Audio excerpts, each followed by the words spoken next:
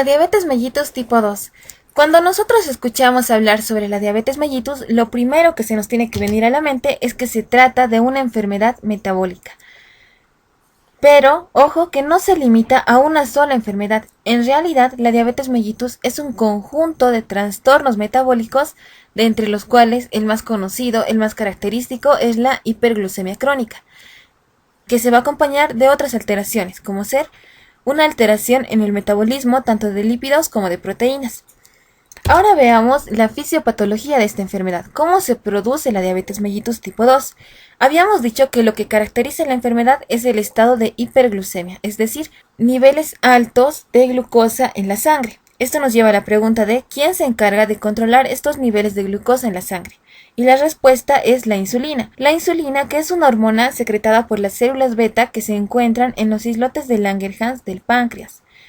Para que se produzca la diabetes mellitus tipo 2, tiene que haber una menor secreción de insulina y además, y quizá lo más característico, tiene que desarrollarse una resistencia a la insulina. Es decir, que la insulina no va a actuar de manera adecuada. ¿Qué es lo que sucede cuando todo funciona normalmente?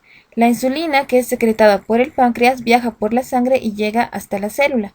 Una vez acá, se une a su receptor y esta unión va a permitir la apertura de los canales de glucosa, mediante los cuales toda la glucosa de la sangre va a ingresar hacia las células.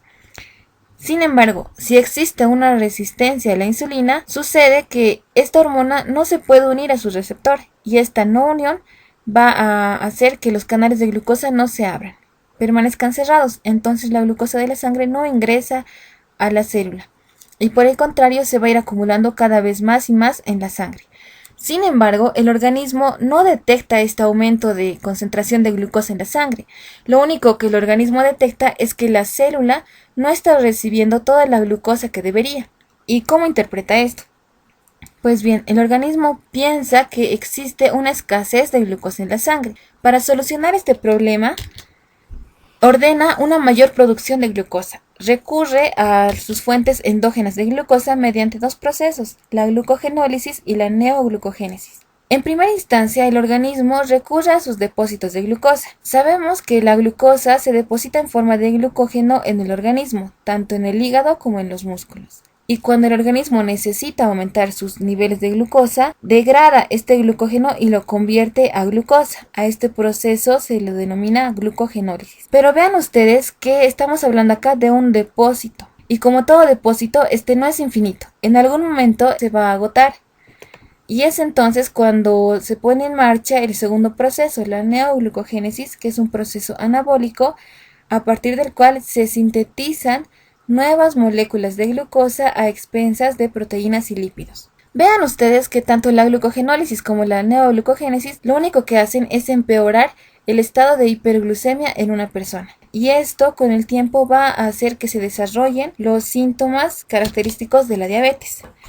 Es difícil determinar cuándo específicamente se inicia con los síntomas de la enfermedad. Sin embargo, la gran mayoría de los pacientes indican que todo empieza con un estado de astenia y mareos. La astenia que no es más que un estado de debilidad, tanto física y mental.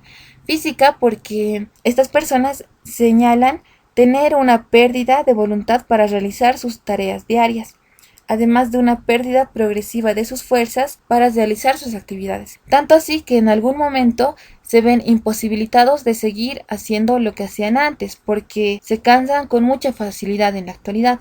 Y hablamos además de una astenia mental porque cualquier actividad intelectual que se le pida que haga a la persona va a resultar penosa, desde una lectura hasta un ejercicio matemático. Cualquier cosa que se le pida le va a producir cansancio y no va a tener ganas de hacerlo. Además de que en la diabetes las personas van a tener muchos problemas con la memoria.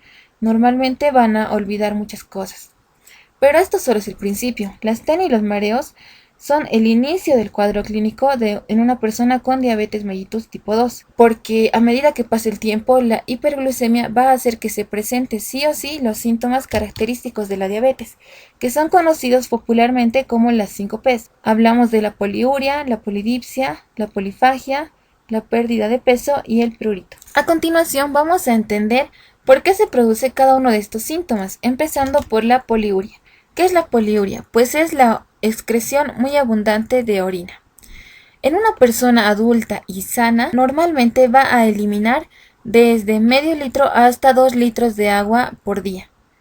Pero si esta persona tuviera diabetes mellitus, fácilmente va a eliminar más de 2,5 litros de orina al día. Y este es un hábito que va a ser fácilmente reconocido tanto por el paciente como por sus familiares. Pero vayamos al origen de la poliuria. ¿Por qué se produce la poliuria? El problema se origina en el riñón, más específicamente en la unidad funcional del riñón, que es la nefrona. La nefrona está compuesta por 2 elementos, el corpúsculo renal, que se encarga de filtrar la sangre, y el túbulo renal, que se encarga de reabsorber todos los elementos que son útiles para el organismo. En la diabetes mellitus tipo 2 hemos visto que la sangre tiene una sobrecarga de glucosa. Esta sangre llega al corpúsculo renal y acá toda la glucosa es filtrada y pasa al ultrafiltrado. Una vez acá empieza su recorrido por el túbulo renal. Y a medida que va recorriendo este túbulo renal, todos los elementos necesarios para el organismo son reabsorbidos. Lógicamente, también se reabsorben algunas moléculas de glucosa. Sin embargo, no es posible reabsorber toda la glucosa que se ha filtrado. Es por eso que la mayor parte de esta glucosa que se ha filtrado va a ser eliminada finalmente en la orina del paciente. Lo ideal acá sería que la glucosa se elimine sola, que se elimine de forma aislada en la orina. Sin embargo, esta glucosa es una sustancia osmóticamente activa. Esto quiere decir que una molécula de glucosa va a arrastrar consigo varias moléculas de agua. Es por eso que la orina de un paciente diabético es muy diluida y generalmente va a ser incolora. Además, si hiciéramos un examen de orina en estos pacientes, veríamos que la densidad urinaria está aumentada entre 1020 a 1040. Esto recordando que la densidad normal de la orina es de 1005 a 1030. ¿Pero qué significa la densidad urinaria? ¿Cómo interpretamos este dato? Pues bien, la densidad urinaria está directamente relacionada con el grado de deshidratación de una persona. Es decir, mientras más alta sea la densidad, más deshidratada va a estar la persona. Vamos a seguir hablando de la deshidratación en el siguiente acápite, que es la polidipsia. Hemos dicho que una persona con diabetes va a eliminar grandes volúmenes de orina. Esto le va a producir diferentes grados de deshidratación y para compensar esta deshidratación la persona va a necesitar tomar varios litros de agua al día. Algo característico de estos pacientes es que ellos muchas veces van a señalar una sensación de fiebre interior tan intensa que no calma con nada, ni siquiera calma al tomar bebidas refrescantes y peor aún, cuando esta bebida es dulce, esto va a empeorar esta sensación de fiebre interior. Entonces vean que el grado de sed de la persona va a depender mucho de cuán deshidratada esté. Mientras más deshidratada, más sed va a tener. Y es por eso que en los casos muy graves de deshidratación, en los casos severos, la persona además de presentar sed durante todo el día, va a presentar también sed durante la noche, por lo que va a necesitar dejar un recipiente de agua junto a su cama. Otro indicio de deshidratación grave es la presencia de una tos molesta y persistente en una persona sin tener ningún problema en su sistema respiratorio. ¿Por qué se producirá esta tos? Es consecuencia de una sequedad tanto en la mucosa laríngea como en la mucosa respiratoria del paciente. Bien, ahora que ya conocemos los conceptos de qué es la polidipsia y qué es la poliuria, vamos a fijar una teoría. Cuando una persona presenta polidipsia y poliuria, esto nos hace pensar automáticamente en la diabetes mellitus. Sin embargo, puede ocurrir que una persona presente polidipsia, pero no poliuria, es decir, una persona que tenga bastante sed, que ingiera gran cantidad de líquidos, pero que no elimine grandes volúmenes de orina. Cuando esto sucede, nosotros no deberíamos pensar como primera opción en la diabetes mellitus. Debemos barajar otras opciones, de entre las cuales la más frecuente es el hipertiroidismo, que es una enfermedad en la cual el metabolismo de una persona está acelerado. Hablemos ahora de la polifagia. La polifagia, que es el exceso de apetito. Hasta ahora tenemos muy claro que una persona con diabetes va a tener una sobrecarga de glucosa en su sangre. Sin embargo, esta glucosa no va a poder ingresar a la célula porque el receptor de insulina no funciona adecuadamente. Es por eso que el cuerpo va a recurrir a la fuente endógena de glucosa que tiene, mediante la neoglucogénesis y la glucogenólisis, pero además también va a recurrir a la fuente exógena de glucosa mediante la dieta, es decir, el organismo va a ordenar mayor consumo de alimentos para obtener mayor cantidad de glucosa. La polifagia es un síntoma al cual le tenemos que poner mucha atención porque nos puede indicar algo importante. Lo normal es que una persona con diabetes mellitus tenga polifagia, y esta solamente va a desaparecer si la persona inicia el tratamiento para la diabetes.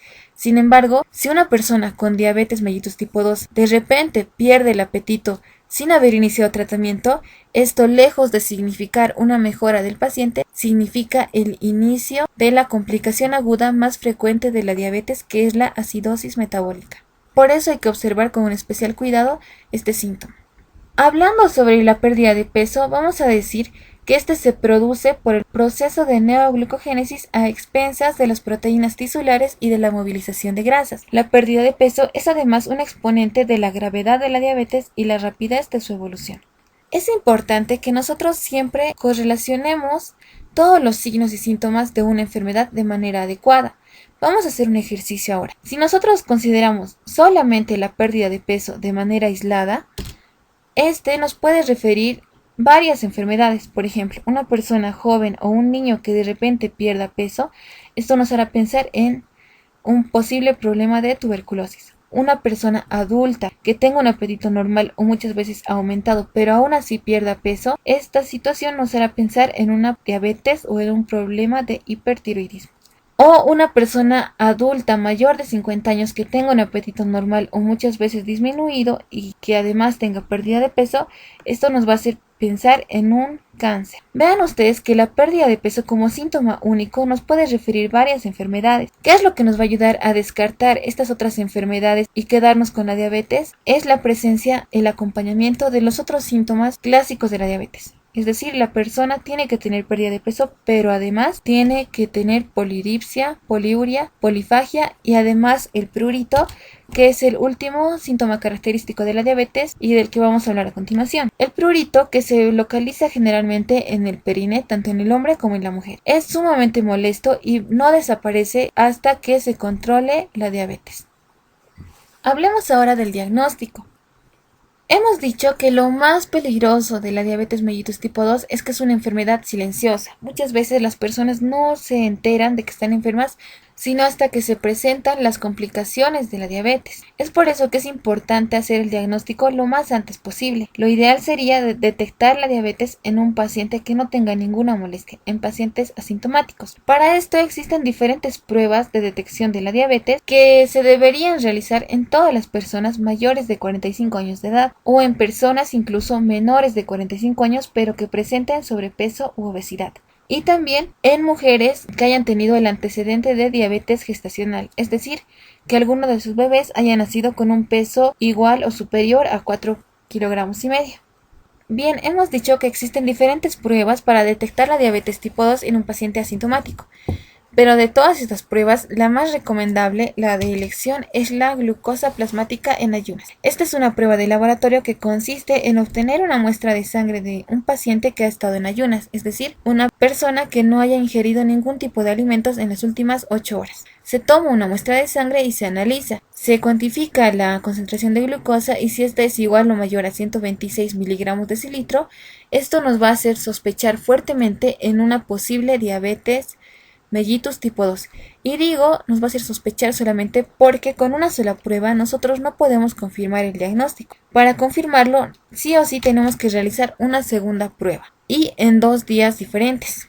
¿Qué otras pruebas tenemos para la detección temprana de la diabetes tipo 2? Tenemos la prueba de tolerancia oral a la glucosa, que consiste en hacer que el paciente ingiera 75 gramos de glucosa disuelta en agua y esperar 2 horas. Transcurrido este tiempo, se toma una muestra de sangre en el paciente y si éste reporta una concentración de glucosa mayor o igual a 200 miligramos de decilitro, esto también es muy sugerente de diabetes. Una tercera prueba es la hemoglobina glicosilada, que si reporta valores mayores o iguales a 6,5%, esto también nos va a orientar a un posible diagnóstico de diabetes. Lo más importante que no se nos debe olvidar en esta primera parte es que cuando el paciente es asintomático y se le realizan cualquiera de estas pruebas para detectar la diabetes, sí o sí se debe repetir la prueba.